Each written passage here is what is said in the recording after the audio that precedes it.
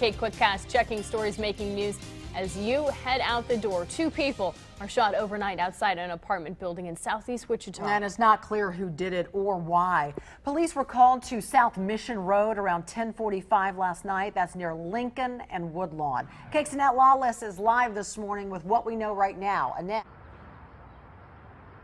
Hey, Jamal and Gloria. Right now, we're at Wichita East Police Station. That's just a few blocks north of the scene of that shooting from overnight. We know that 2 men were critically hurt in that incident. They were outside of an apartment building area where several other people were out there as well. Police tell us, though, that there are 2 suspects in this case. 2 people who are black men wearing dark masks had approached them, believed to have had 2 guns involved in this incident. The men who were hurt were rushed to the hospital. We're told the injuries were not life-threatening, but we do expect to hear a little bit more information about this later today. We have a police briefing where we meet up with officers. They'll hopefully update us on everything involving this case. We'll bring you those updates on Cake News at 11 o'clock this morning. Reporting live in Wichita, Annette Lawless, Cake News.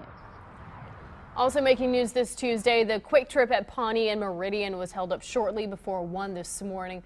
We are waiting for word on details, but apparently no one was injured. Newton police make a drug paraphernalia bust on 4/20, a notorious smokers' holiday. Police say they seized about 850 pieces of drug paraphernalia, totaling about $7,500 from a smoke shop.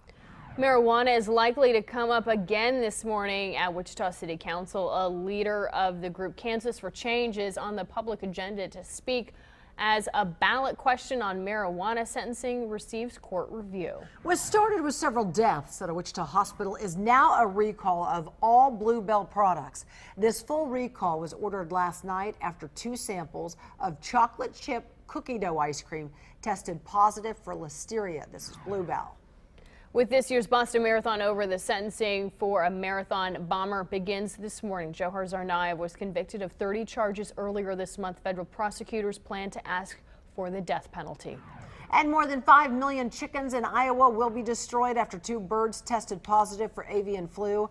The state is imposing a 6-mile quarantine zone around the building to make sure the flu doesn't spread. A U.S. aircraft carrier group is taking a position near the coast of Yemen. The goal is to stop Iran from shipping in weapons to rebel groups.